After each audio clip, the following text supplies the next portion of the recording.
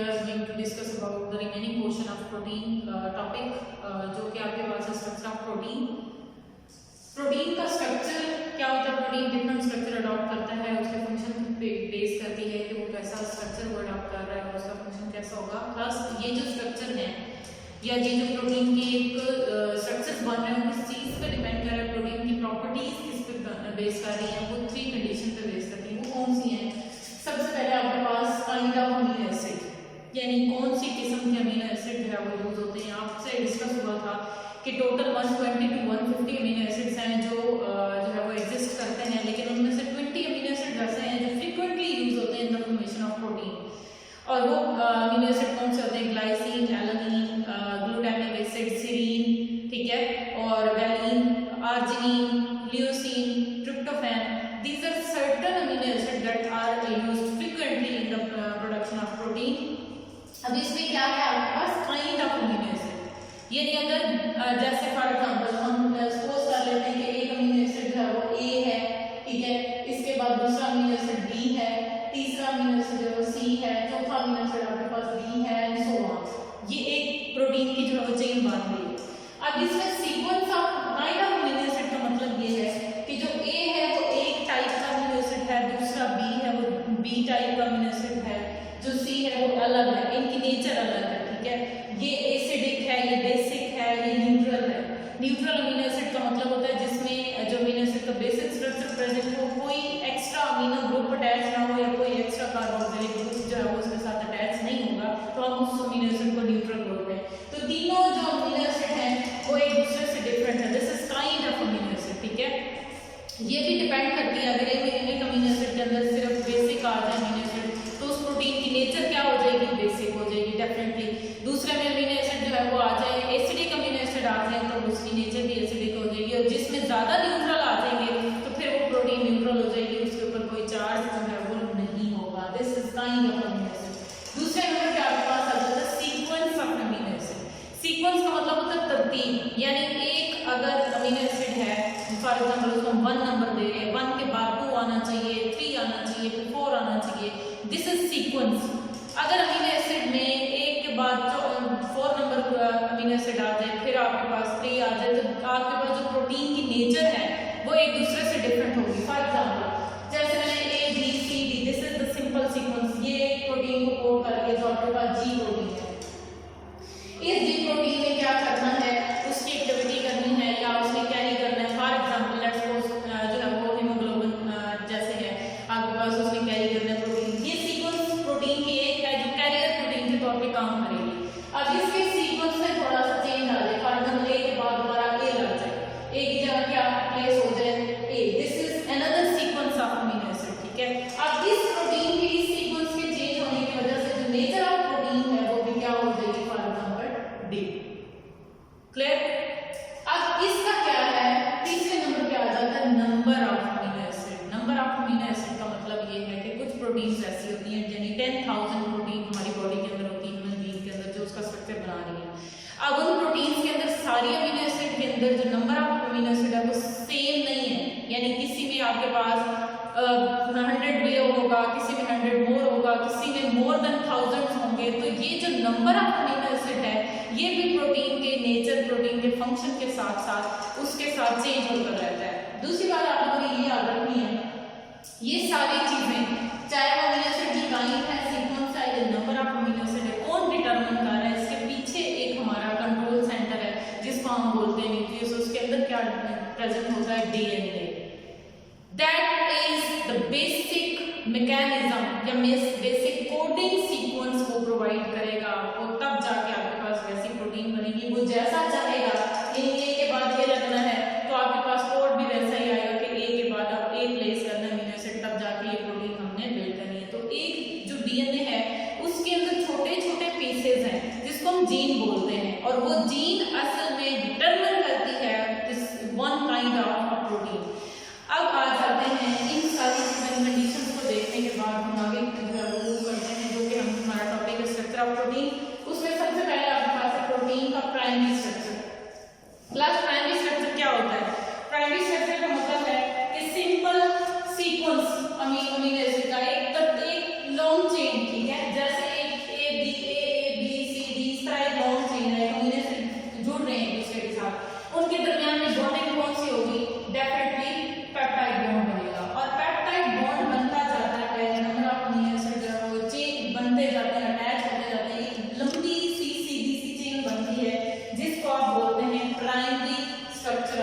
Protein, this is the sequence ऐसे आपके पास एक स्ट्रेट चेन बनेगी, इसको आप क्या बोलते हैं कि ये प्राइमरी स्ट्रक्चर है। हमने एक एग्जांपल डिस्कस किया है जो कि आपके पास लाइसोजाइम, लाइसोजाइम क्या चीज है?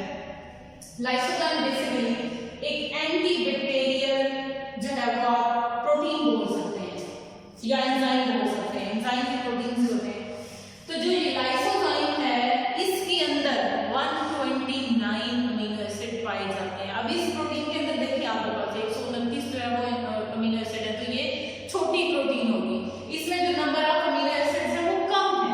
अब इसका काम क्या है? एंटी बैक्टीरियल, और आपकी बॉडी के अंदर जैसे आपके टीयर्स हैं या एपिथेलियम है वहां पे ये एंजाइम प्रेजेंट होता है ताकि ये बैक्टीरिया को जो है वो वहीं पे किल कर सके।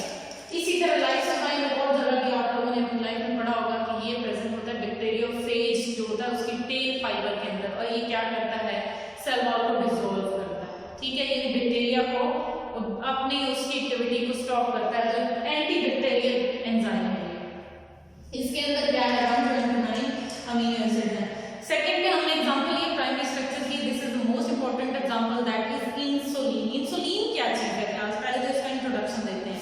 ये एक ऐसा हार्मोन है जो आपके पैंक्रियास सेल में जो बीटा सेल्स होते हैं वो आपके पास ये प्रोटीन बनाते हैं, इंसुलिन। इंसुलिन का स्ट्रक्चर, इंसुलिन का काम क्या होता है? आपके ब्लड के अंदर अगर ग्लूकोज राइज कर रहा है, ग्लूकोज अपनी जो नॉर्मल उसकी परसेंटेज है 0.08% से बढ़ रहा है, तो उसको उठा के एक ढेर की शक्ल में लिवर में ग्लाइकोजन की फॉर्म में ये स्टोर करवाता है। इस हार्मोन का ये काम है। अब आ जाता है कि इसका स्ट्रक्चर किसने डिटरमिन किया था, इसके अंदर कितने अमीनो एसिड होते हैं, कितनी चेन्स होती हैं, हम देखते हैं। तो इंसुलिन को सबसे पहले एफ सेंगर, ठीक है, एक साइंटिस्ट था जिसने इसका स्ट्रक्चर जो है वो दिया, और इनके मुताबिक ये है कि जो इंसुलिन है वो दो चेन्स पे बेस करती है। एक उसके अंदर जो है वो थोड़ी सी लॉन्ग चेन है और एक जो है वो शॉर्ट चेन है, दो चेन्स हैं। एक चेन के अंदर जो है वो आपके पास 1 to 30 अमीनो एसिड्स होते हैं, और एक चेन में उन्होंने ये कहा है कि सॉरी 1 to इसमें 1 to 20 है, 21 है, और दूसरी जो आपके पास है यहाँ से दूसरी चेन के अंदर क्या होंगे आपके पास 30 अमीनो एसिड, एक में 21 होते हैं दूसरे में 30। टोटल दोनों चेन के अंदर जो है आपको कितनी वैल्यू हो जाएगी?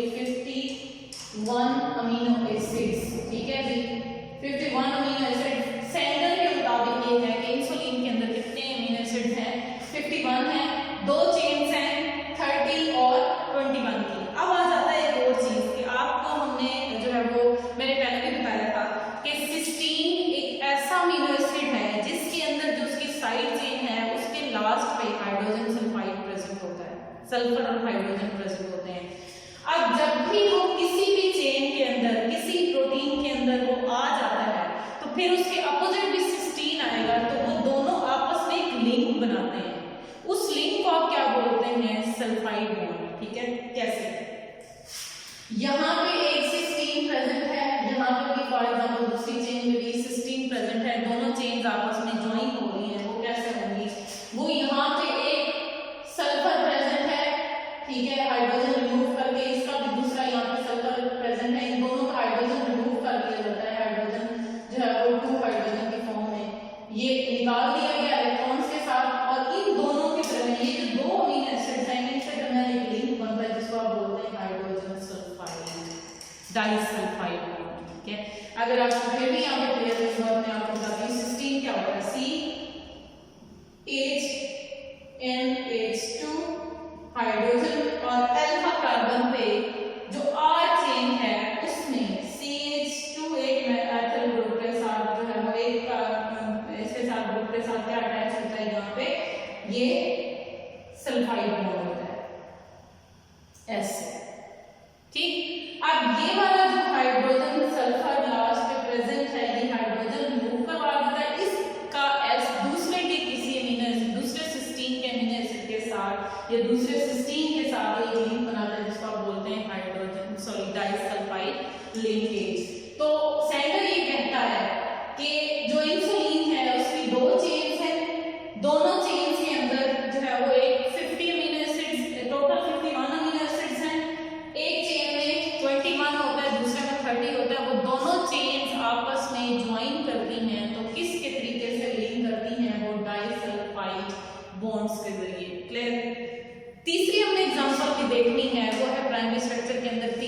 एग्जांपल। अब आपने ये याद रखना है कि जो इंसुलिन है उसमें कितने अमीनो एसिड्स हैं और जो आपके पास लाइसोजाइम है वो कितने अमीनो एसिड्स हैं। तीसरे नंबर पे आपके पास आता है हीमोग्लोबिन का स्ट्रक्चर। हीमोग्लोबिन का स्ट्रक्चर जो है वो आपके पास जब देखा गया तो हीमोग्लोबिन के अंदर 4 चेन्स हैं, ठीक है जी, 1 2 3 एंड दिस इज 4। इसके अंदर जो 4 चेन्स हैं 2 are alpha and 2 chains are beta, ठीक हो गया। टोटल अमीनो एसिड्स जब काउंट किए गए हीमोग्लोबिन के अंदर they are 574 amino acids in one hemoglobin protein, in one hemoglobin molecule, ठीक हो गया। Every alpha chain consists of 141 amino acids. Every chain. Second पे आपके पास every beta chain consists of 146 and 146. These 4 chains are 2 alpha to beta. What are these? ये आपको ऐसे समझ आएगा, ये सेकेंडरी स्ट्रक्चर्स हैं इसके। एक चेन है, प्राइमरी चेन है, ठीक है, एक चेन है, सिंपल सीक्वेंस है। एक चेन के अंदर कितने हैं 141, दूसरी चेन में कितने हैं 141, तीसरी में कितने हैं 146, चौथी में कितने होंगे 146। These 4 chains डिटरमिन करती हैं कि कौन सी प्रोटीन बनेगी, हीमोग्लोबिन बनेगी, और हीमोग्लोबिन का काम क्या होगा, that transport oxygen from the lungs to every part of your body, to every part of individual, ठीक है, वो आपके हर सेल तक लेके जाएगी प्रोटीन। जो ऑक्सीजन है वो कौन लेके जाता है, हीमोग्लोबिन, और बनी हुई चीज होती है 4 चेन्स पे ये बेस करती है। अब क्या होगा कि ये कैसे आपस में लिंक करती है, इनका क्या काम होगा, ये हम डिटेल से डिस्कस करते हैं इनको आगे, कि स्ट्रक्चर प्रोटीन के जो बनते हैं वो कैसे कैसे आगे बनते हैं, इनको हम फर्दर देखते हैं। अब आ जाते हैं आपके पास सेकेंडरी स्ट्रक्चर, ठीक है। प्राइमरी स्ट्रक्चर आपने देख लिया, इसी प्राइमरी स्ट्रक्चर के बनने के बाद बनता है आपके पास सेकेंडरी स्ट्रक्चर। और सेकेंडरी स्ट्रक्चर बनेगा कैसे, जब प्राइमरी स्ट्रक्चर में कोई ना कोई फोल्डिंग करनी है, अपने आप को उसमें फोल्ड करना है। आइदर वो किस फॉर्म में फोल्ड करेगा, हेलिक्स के फॉर्म में, या फिर वो फोल्ड कैसे करेगा, ऐसे शीट्स, बैक एंड फोर्थ, ठीक है, ऐसे।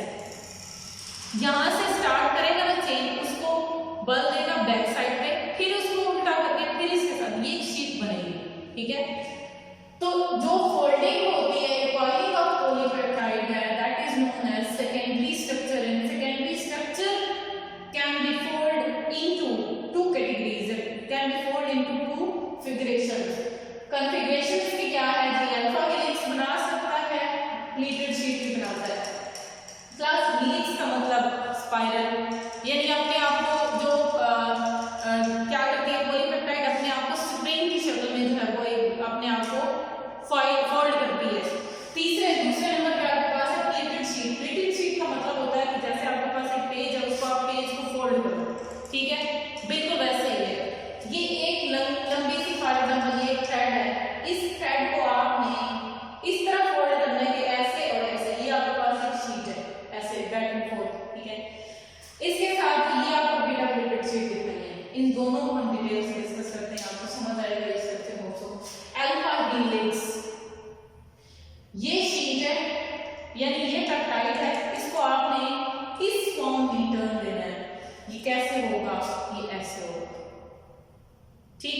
कैसे, क्यों ये टर्न करता है, इनके दरमियान पाई जाती है जो अमीनो एसिड होते हैं, इनमें पाई जाती है हाइड्रोजन बॉन्डिंग, 2 डिफरेंट। ये हमने लास्ट लेक्चर के अंदर डिस्कस किया, हाइड्रोजन बॉन्ड बनता कैसे, पार्शियल नेगेटिव पार्शियल पॉजिटिव, उनके दरमियान ये अट्रैक्शन सी डेवलप हो जाती है हाइड्रोजन के साथ इलेक्ट्रोनेगेटिव एटम्स की, तो उसको आप क्या बोलते हैं, लिंकेज हाइड्रोजन बॉन्ड। ये पेप्टाइड जब बनती है, हेलिक्स कैसे बनेगा, यहाँ पे आपको क्लियर हो जाएगा। ये भी एक अमीनो एसिड है, यहाँ भी अमीनो एसिड प्रेजेंट है, इसके साथ ये भी, इसके साथ ये भी अमीनो एसिड प्रेजेंट है। इन सब में जो है वो एक दूसरे के साथ लिंकेज बनाना है, इसका इलेक्ट्रोनेगेटिव एटम, इसका हाइड्रोजन, इन दोनों ने आपस में एक लिंकेज बना लिया, जिसको आप क्या बोलते हैं, हाइड्रोजन बॉन्ड। इस हाइड्रोजन बॉन्ड की कॉन्फ़िगरेशन ऐसे है कि उसने हेलिक्स के फॉर्म में एक दूसरे को अटैच करवाया। कैसे, ये देखिए, एक अमीनो एसिड था, फॉर एग्जांपल यहाँ पे आपको दोबारा से भी एक्सप्लेन कर देती हूँ कैसे बनेगा आपके पास, कि एक कार्बन है, ये सी, दूसरे कार्बोक्सिलिक एसिड का, ये का कार्बोक्सिलिक एसिड यहाँ पे, ठीक है, और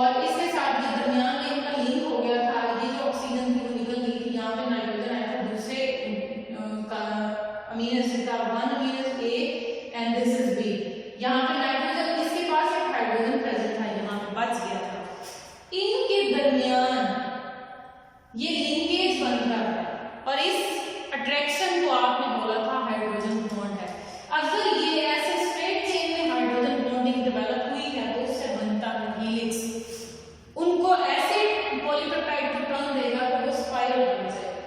ये तो हो गया हाइड्रोजन बॉन्ड से एक उसकी फोल्डिंग, पॉलीपेप्टाइड ने एक फिगर जो है वो अपने अंदर अडॉप्ट किया, कन्फिग्रेशन दी के उसने हेलिक्स अडॉप्ट किया। दूसरी कुछ शीट्स ऐसे होती है, कुछ पॉलीपेप्टाइड ऐसे होते हैं जिनमें बॉन्डिंग ऐसे होगी कि जो एक अमीनो एसिड ऐसे जा रहे हैं, जब जो दूसरा अमीनो एसिड की वो रोक टर्न करेगा, जैसे एक अप साइड जा रहा है वो भी जो है वो आपके पास पॉलीपेप्टाइड है लॉन्ग है तो वो lower side down back side से फोल्ड होगी, फिर इसने अपने आप को टर्न ऐसे देना है, फिर इसने टर्न देना है ऐसे। ये एक शीट बन गई। समटाइम ये पैरेलल चलते हैं, समटाइम ये एंटी पैरेलल, एक अगर फॉरवर्ड जा रहा है दूसरा बैकवर्ड, इनके दरमियान में यहाँ भी ये लिंकेज बनना शुरू हो जाएगा। ये जो हाइड्रोजन बॉन्ड होती है वो कहाँ बनेगा, वो इनके दरमियान, इन दो शीट्स के दरमियान ऐसे करके ये डेवलप होना शुरू होगा।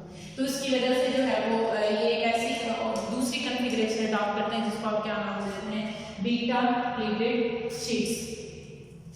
इस शीट को मैंने मजीद खोल के थोड़ा लार्ज करके आपको दिखाया है ताकि आपको क्लियर हो क्लास कैसे ये एक अमीनो एसिड उसके साथ ये दूसरा तीसरा चौथा ये एक शीट है और वही शीट वापस फोल्ड हो रही है पीछे से। ये इसका फॉरवर्ड साइड है, ये पीछे है और उसके पीछे जो बैकवर्ड है ये।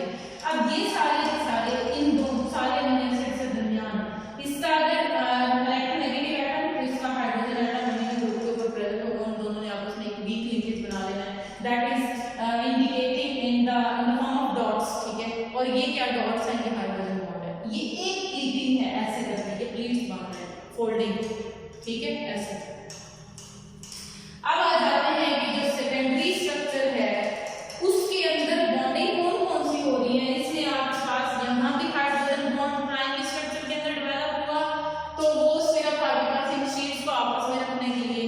यहाँ दूसरे नंबर पे जो बॉन्ड्स बने हाइड्रोजन बॉन्ड उसकी वजह से उस पॉलीपेप्टाइड ने अपने आप को कॉइल भी किया, या कॉइल करने के बाद शीट्स के फॉर्म में अरेंज कर लिया, तो उसको आप क्या बोलते हैं, secondary structure. Now we are going to the next structure that is tertiary structure. Tertiary structure क्या होता है, तीसरा स्ट्रक्चर कौन सा प्रोटीन अडॉप्ट करती है। This is the most important structure in configuration in the structure of proteins. What is it, देखते हैं जी क्या है।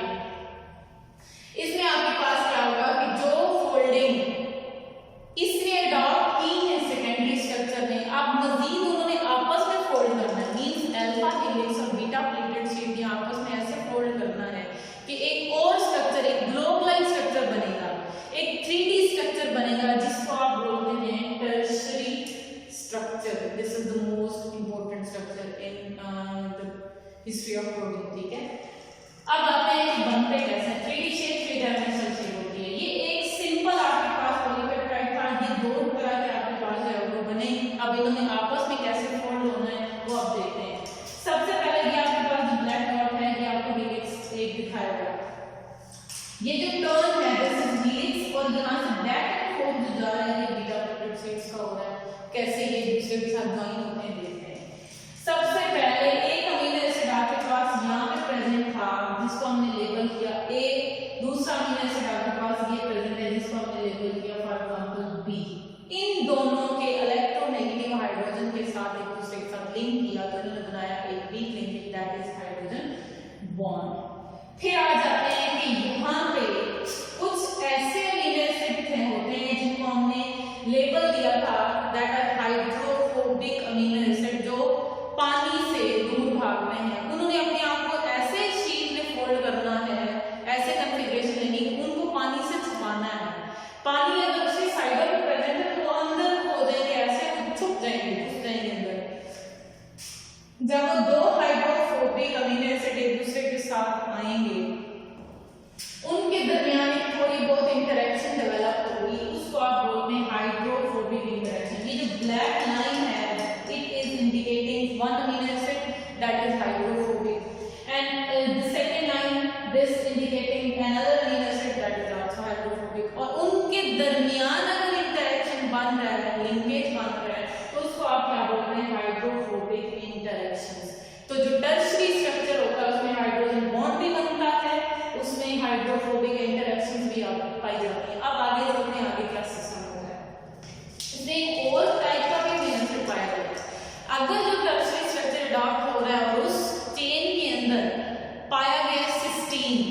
जो है वो अमीनो एसिड। सिस्टीन के अंदर सल्फर होता है। अब जो सिस्टीन आपस में एक दूसरे के सामने आ गए, उन दोनों सल्फर ने आपस में बॉन्ड बनाया, हाइड्रोजन आयन को रिलीज कर दिया, तो उस टाइम वो बॉन्ड जो बनेगा दो सिस्टीन के दरमियान, उसको हम नाम देते हैं डाइसल्फाइड बॉन्ड। ये हमने क्लियर किया, यहाँ पे हमने शो किया था, बॉन्ड पहले हमने डिस्कस किया। दिस इज डाइसल्फाइड बॉन्ड, ठीक है, bond between two cysteine amino acid. अब आ जाते हैं तीसरे नंबर पे। ये क्या होता है? जो चौथे नंबर पे बॉन्ड बनता है वो ionic bond. Bond between ions, positive और नेगेटिव चार्जेस के दरमियान अट्रैक्शन डेवलप होती है, उसको बोलते हैं आयनिक बॉन्ड। फॉर एग्जांपल यहाँ पे इस साइड पे आपके पास एक ऐसा अमीनो एसिड है जो बेसिक है, ठीक, मींस उसके ऊपर कौन सा चार्ज होगा, सॉरी एसिडिक है, जिसके ऊपर कौन सा चार्ज होगा, नेगेटिव, ठीक है। दूसरी साइड पे आपके पास ऐसा अमीनो एसिड है जो बेसिक है और उसके ऊपर कौन सा चार्ज होगा, पॉजिटिव। पॉजिटिव नेगेटिव अट्रैक्ट करेंगे एक दूसरे को, और जो बॉन्ड बनेगा उसको आपने नाम दिया दिया आयनिक बॉन्ड।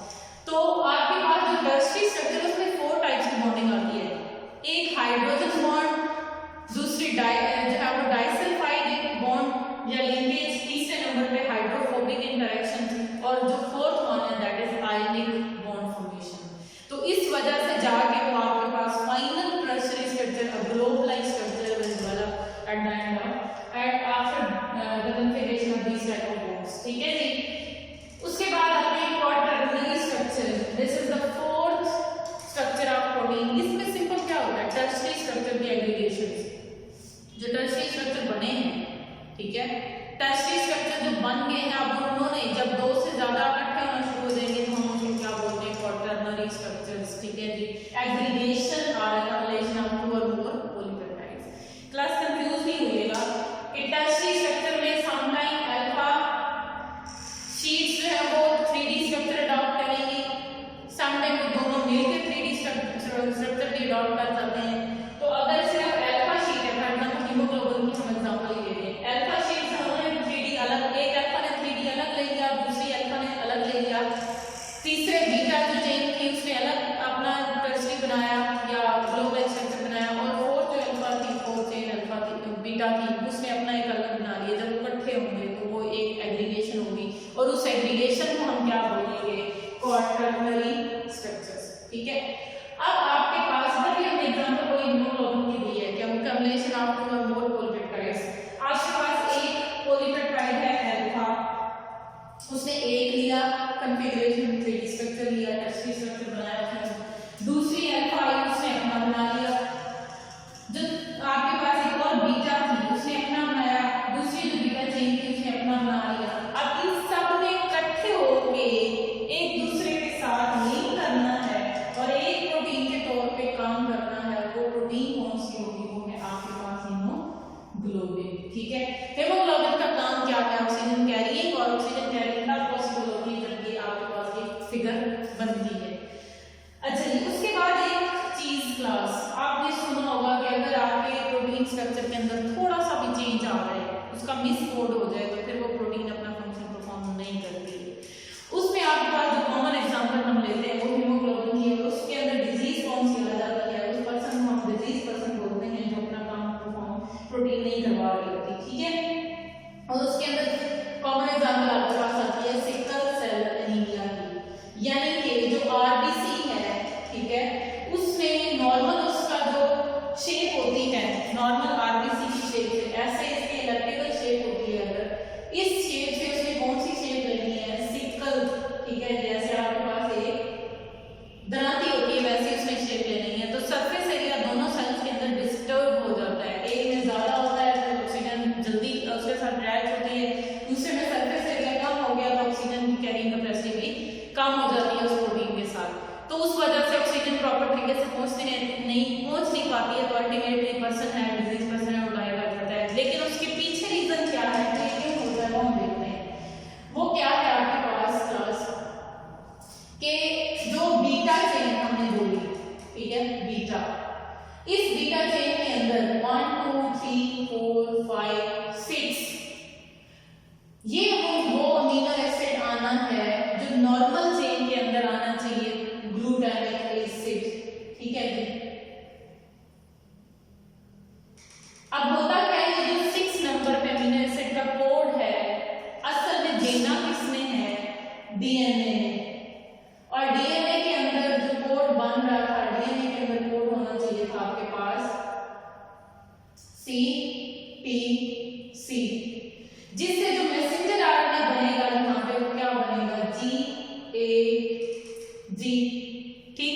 इस कोड में इस जो मैसेंजर आरएनए के बाद ट्रिपलेट कोड है इसमें जाके कोड करना है ग्लूटामिक एसिड को, तब जाके बनेगी नॉर्मल चेन आपके पास और आपका फंक्शनल प्रोटीन बनेगी। पर क्या होता है, ये जो डीएनए है इसके अंदर सीक्वेंस ऐसे चेंज होता है, यहाँ पे आ जाता है ए, मैसेंजर आरएनए के अंदर जो है वो ए की जगह आना चाहिए था, वैसे डीएनए में था नहीं, लेकिन क्या होता है यहाँ पे आ जाता है ए के साथ you.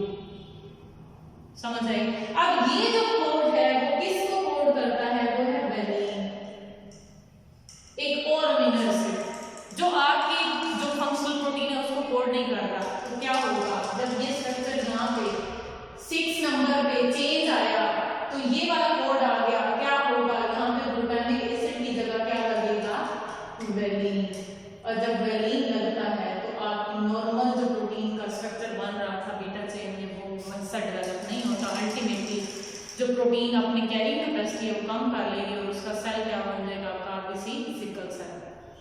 This was all about the quaternary structure and normal जो डेवलपमेंट ऑफ प्रोटीन था।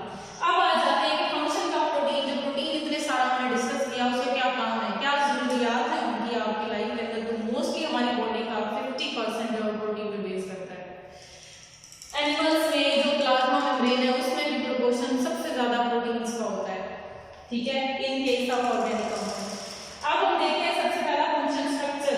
प्रोटीन हमारे स्ट्रक्चर बिल्डिंग में इन्वॉल्व है, सेल के अंदर, सेल की मेम्ब्रेन बनाने के अंदर ये इन्वॉल्व है। जब सेल के अंदर ये इन्वॉल्व है तो पूरा एक इंडिविजुअल मल्टी सेलुलर ऑर्गेनिज्म वो किस पे बेस कर रहा है, उसके स्ट्रक्चर में भी प्रोटीन है। हमारे मसल्स बनाने में मायोसिन प्रोटीन है, हमारे जो है वो आपके पास नेल्स बनाने में केराटिन प्रोटीन है, हमारे जो डिफरेंट हेयर्स है इस तरह की बॉडी है बनाने के अंदर जो प्रोटीन इन्वॉल्व है। इसके साथ साथ कैटालिसिस में भी इन्वॉल्व है। कैटालिसिस जैसे एंजाइम है, एंजाइम इज प्रोटीन नेचर और एंजाइम बायोलॉजिकल कैटलिस्ट है that speed up the reaction.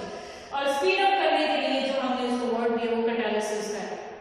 Protein जो है वो स्पीड अप भी कर रही है, ठीक है जी, उसके रिएक्शन को भी चला रही है। फिर आपको बात है protein act as receptors. Receptor क्या होते हैं, एक ऐसा स्पेसिफिक जो है वो स्ट्रक्चर जिसने मैसेज को सेंस करना है, स्टिमुलस को सेंस करना है और वो सेंसेशन कौन करवा रहा है, वो भी प्रोटीन करती है। फिर आ जाता है एनर्जी सोर्स। एनर्जी सोर्स का मतलब ये है कि प्रोटीन आपके पास जो है वो ब्रेक करके हम उसे एनर्जी भी गेन कर सकते हैं। जैसे आपके पास जो है वो कार्बोहाइड्रेट से एनर्जी गेन होती है, वैसे ही आपके पास एक प्रोटीन भी ऐसा स्ट्रक्चर है जिससे हम बोल सकते हैं सोर्स ऑफ एनर्जी है और आपके पास एटीपी यहाँ से भी हम ले सकते हैं। देन आपके पास आता है नॉर्मल डिफेंस फंक्शन। डिफेंस में कैसे होगा कि आपके जो प्रोटीन्स हैं वो डिफेंस कैसे करेंगे, एंटीबॉडीज, ठीक है। एंटीबॉडीज और प्रोटीन और एंटीबॉडीज बाहर से जो भी चीज सेल के अंदर एंट्री करेगी उस सेल के साथ उसके साथ फाइट करना है, अपने साथ लगा लेना है उस जर्म को, उस माइक्रो ऑर्गेनिज्म को, उस एंटीजन को, that is the foreign particle, और वो जब भी एंटर होगा उसके साथ उसको डिफेंस देगी, आपकी बॉडी को सेफ रखेगी। देन आपके पास आ जाता है ब्लड की क्लॉटिंग प्रोटीन भी होती है, यानी आपके खून को जब आपको इंजरी होती है, कोई ब्लड जो है बाहर निकलना शुरू हो गया है और अगर वो निकलता रहेगा तो आपके ब्लड के अंदर नॉर्मल जो परसेंटेज है लिक्विड की कम होनी शुरू हो जाएगी, ब्लीड हो जाएगा सारा। उस चीज से बचाने के लिए अल्लाह ताला ने आपको प्रोटीन दिए हैं और वो प्रोटीन ब्लड क्लॉटिंग प्रोटीन है। और जब आपको चाहिए होता है ब्लड को बंद करना है, उसको ओपनिंग को क्लोज करना है, तो वहां पे वो घेरा लगाती है, उनको हम बोलते हैं क्लॉटिंग प्रोटीन। देन आपके पास आ जाता है आपके प्रोटीन कॉन्ट्रैक्शन भी करवा रही है, सेल की अंदर भी कॉन्ट्रैक्टिंग प्रोटीन होती है जो सेल मेम्ब्रेन को फ्लेक्सिबल कर रही है, ठीक। दूसरी बात, ये जो आप फ्री मूव करते हैं, उठते हैं, बैठते हैं, चलते हैं, फिरते हैं, ये भी प्रोटीन के कॉन्ट्रैक्ट और रिलैक्स होने का नतीजा है। जब तक ये कॉन्ट्रैक्ट रिलैक्स नहीं करेंगे तो आपकी बॉडी स्टिफ हो जाएगी और स्टिफनेस जो है वो आपकी मूवमेंट या मोबिलिटी को डिस्टर्ब कर देती है। This was all about the today's final protein lecture और इंशाल्लाह फिर मिलेंगे